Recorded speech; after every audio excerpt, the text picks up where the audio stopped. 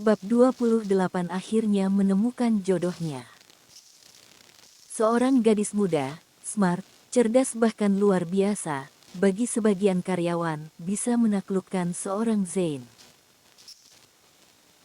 Mereka memberi selamat pada mereka dan ikut berbahagia. Setelah itu Zain mengakhiri meeting hari itu, karena jam juga sudah menunjukkan angka 1. Alex menutup meeting akhir pekan itu dengan tenang. Oke, karena meeting hari ini sudah selesai dan kita sudah mencapai kesepakatan, maka meeting saya tutup. Kalian bisa pulang dan selamat berakhir pekan. Sampai jumpa Senin mendatang. Wassalamualaikum warahmatullahi wabarakatuh dan selamat siang. Zain keluar ruangan diikuti Kimi dan Alex. Kimi segera mencubit pinggang Zain, dia malu. Kok dicubit sih Bi, disayang dong. Ogah, malu tahu. Lihat tadi muka mereka. Biarkan saja, kita yang menjalani kok mereka yang sewot, kata Zain. Kimi cemberut sambil menghentakkan kakinya, membuat Zain tertawa gemes. Mau dicium ya? Lihat bibirnya monyong begitu, goda Zain. Itu sih maunya situ, dasar bos mesum. Hehehe, tidak apa-apa, kalau mesumnya cuma denganmu, menggandeng tangan Kimi keluar. Ayo makan siang dulu, baru aku antar, sambil berkenalan dengan calon mertua. Kimi cuma memutar bola matanya jengah, Alex dengan nafas terengah-engah mengejar mereka. Kenapa lo, dikejar hantu? Tanya Zain. Bukan hantu tapi setan, ketus Alex. Setan? Mana ada setan siang bolong begini Pak Alex, tanya Kimi. Tuh setannya berdiri di sampingmu. Tunjuk Alex ke Zain. Ada apa? Tanya Zain ketus. Gila bro, berapa jam tadi gue tidur dan kalian tinggal keluar, kok tiba-tiba saja sudah ada pengumuman heboh. Siapa suruh tidur? Ya ketinggalan berita, sewot Zain.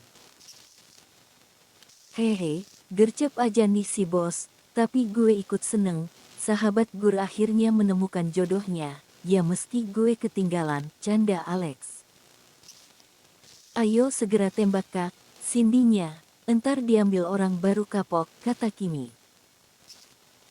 Rencananya nanti malam gue nembak dia, tapi bener kan bos, tagihannya bos yang bayarin. Jawaban singkat Zain.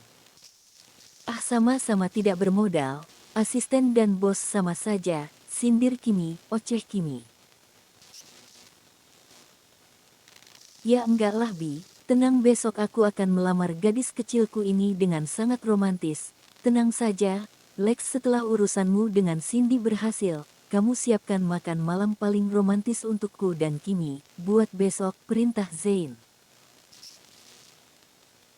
Kok Pak Alex yang mempersiapkan? Tidak seru, aku mau Haniku yang mempersiapkan semuanya, ya meski cuma sederhana. Asal usaha sendiri, itu yang paling menyentuh, bukan menyuruh orang lain. Wah setuju banget untuk calon nyonya bos, keren, Alex mengacungkan 2 jempolnya. Tapi kalau Pak Alex mau membantu pasti lebih seru. Iya kan Hani? Zain mengangguk setuju. Yah sama saja berarti, kata Alex. Hahaha, dikerjain anak kecil loh. Kalian mau kemana? Tanya Alex. Makan siang lalu mau kenalan dengan calon mertua, mau ikut? Gak, lebih baik aku antar Cindy pulang, daripada jadi obat nyamuk kalian, kesal Alex. Semangat Pak Alex, Kimi memberi semangat. Zain merangkul pinggang Kimi mesra menuju ke parkiran, mereka melewati lorong khusus, jadi jarang ada yang melihat. Seandainya mereka melewati lobi depan pasti heboh banget karena ini memang jam pulang kantor. Di hari Sabtu kantor Zain memang tetap buka tapi cuma setengah hari. Kita tengok dulu yuk yang di ruang rapat tadi, mereka masih membicarakan pasangan tadi, sambil beberes. Gila, ternyata sekretaris Kimi yang berhasil membuat Tuan luluh. Padahal selama ini sudah banyak gadis-gadis cantik dan seksi yang mengejarnya, mereka bahkan bukan orang sembarangan, kata A. Tapi aku setuju jika Nona Kim yang jadi istri bos, dia cantik dan tidak sombong. Lihat dia malah hebat banget lagi. Beberapa hari yang lalu Nona Kim juga menyelamatkan kita dari kerugian besar, bahkan menjatuhkan peta angkasa dengan mudah, kata Alan. Ih, aku jadi patah hati nih, Tuan Zain sebentar lagi sold out, kata S. Memang Tuan mau denganmu, Kegran. Dalam sekejap berita itu sudah banyak yang mendengar, dan viral di kalangan perusahaan.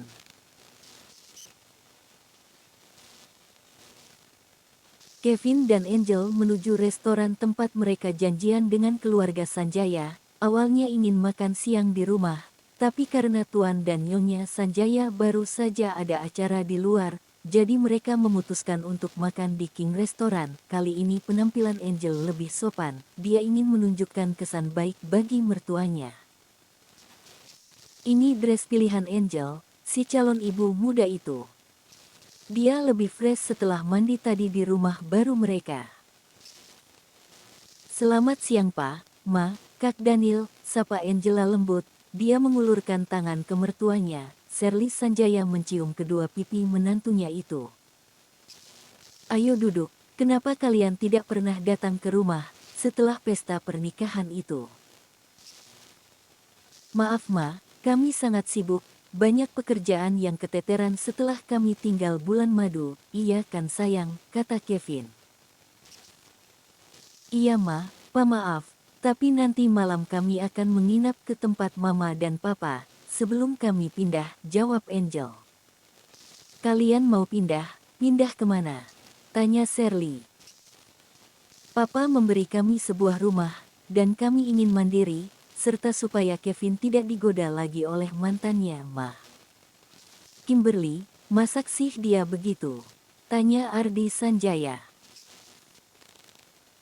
Iya Pa, memang cara kami menikah dulu memang salah. Tapi kami sudah sah, seharusnya Kimi bisa mengikhlaskan mantannya menikah dengan kakaknya. Bahkan saya sudah berkali-kali meminta maaf.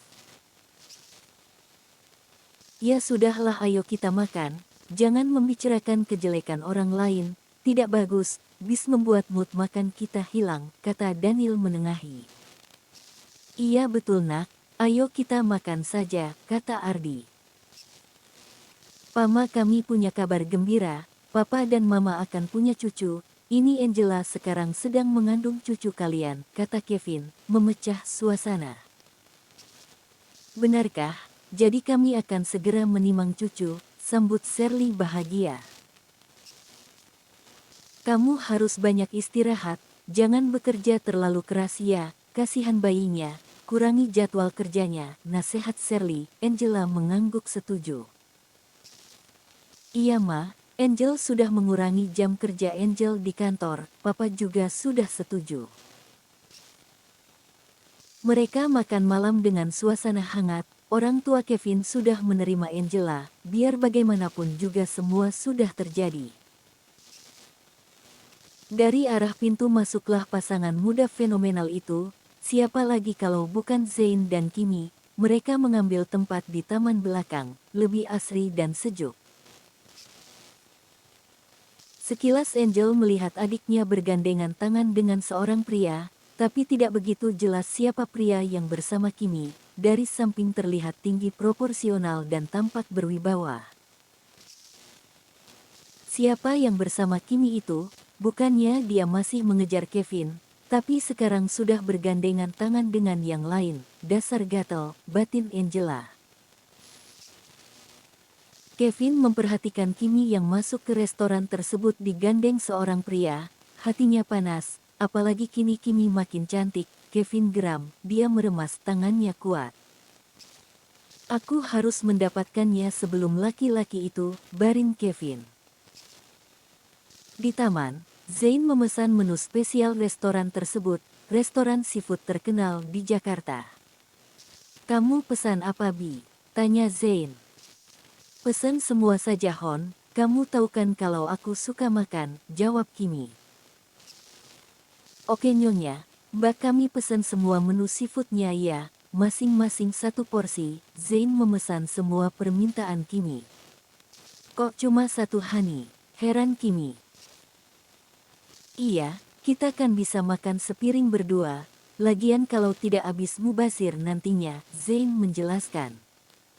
Kimi mengangguk setuju. Bi nanti malam, ikut ke pesta ulang tahun temanku ya, jam 19. Aku jemput, ajak Zain. Oke Tuan Zain, lebah kecilmu siap ikut kemana Tuan pergi, jawab Kimi, sambil tersenyum manis. Terima kasih, kali ini aku tidak akan diejek lagi. Masa ganteng gagah begini dikatakan impoten, gay, parah tidak tuh, kesal Zain. Tapi masih normal kan, goda Kimi. Jelas dong, mau mencoba, ini sudah siap tempur, bisik Zain. Ih mesum, tunggu halal ya Hani, Kimi memukul lengan Zain, pemandangan itu tak luput dari pandangan Angela dan Kevin. Pesanan mereka segera tersaji, bahkan pelayan menambah satu meja untuk mereka. Bi, apa habis makanan sebanyak ini? Lihat dua meja, Zain menunjuk makanan yang tersaji di depannya. Tenang, Kimi bantu menghabiskannya, mulai dari mana ya? Kimi bingung menu mana yang mereka makan dulu. Dia mengambil sepiring cumi bakar dan asam manis. Dia mulai menyuapi Zain dan dirinya, sementara Zain makan sambil mengupas kulit udang di depannya. Mereka makan sepiring berdua sambil bercanda seru. Banyak pengunjung yang iri melihat kemesraan mereka. Bi bisa gendut aku kalau terus begini, gerutu Zain. Baru kali ini Zain menghabiskan makan sebanyak itu. Tenang, tidak akan gendut. Yang penting rajin olahraga, maka otot-otot ini akan selalu ada, tunjuk Kimi ke tangan dan dada Zain. Jangan memancing-mancing Bi, nanti ada yang bangun, sulit tidurnya, bisik Zain genit. Hehehe, kok jadi berubah genit begini ya Tuan Zain, canda Kimi. Siapa coba gurunya? Bisik Zain lagi, mungkin orang kalau melihatnya dikira ciuman. Angela berbisik pada Kevin, perihal pria yang bersama Kimi. Sayang, kamu lihat taman itu, bukannya itu Kimi. Menunjuk ke arah Kimi.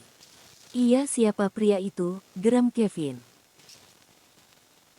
Tapi baguslah paling tidak dia tidak akan menggoda kamu lagi, jawab Angela. Dia bergelayut manja di lengan Kevin, Tuan Sanjaya mengajak mereka pulang. Ayo kita pulang. Lebih baik bersantai di rumah, ajak Ardi Sanjaya. Maaf, kalian duluan saja, Daniel masih ada urusan, Daniel minta izin. Mereka meninggalkan Daniel duluan, sementara Daniel menghampiri Zain dan Kimi. Mer Zain apa kabar? Sapa Daniel. Oh Mer Daniel, baik kabar baik, ada apa ya? Tanya Zain heran. Ah tidak apa-apa kebetulan kami sekeluarga baru saja makan di sini, dan kebetulan melihat kalian, Kimberly apa kabar, sekarang sudah banyak berubah ye, sapa Daniel juga. Baik, Kak Daniel sendiri. Baik juga, dan Tuan Daniel sebenarnya saya ingin mengucapkan terima kasih pada Anda, atas bantuan dari tim Anda, perusahaan saya bisa terselamatkan. Dan sebenarnya kami ini mengajukan konsultasi bisnis, kata Daniel. Oh itu, Tuan Daniel datang saja ke kantor dan bawa proposalnya, biar tim yang melayani Anda, sesuai dengan prosedur, maaf, di sini di luar jam kantor, jadi jangan membicarakan masalah bisnis, atau pekerjaan, saya tidak mau privasi kami dicampur dengan urusan pekerjaan, jawab Zain tegas. Oh maaf kalau begitu, baik saya akan ajukan proposalnya dan datang ke kantor Anda hari Senin depan. Maaf sudah mengganggu waktu Anda, Daniel meminta maaf. Iya tidak apa-apa Tuan Daniel, Anda mau pesan apa, silahkan. Zain menawari Daniel. Tidak perlu, saya baru saja makan, dan Kimi, sebagai wakil keluarga Sanjaya kami minta maaf atas apa yang dilakukan Kevin padamu waktu itu.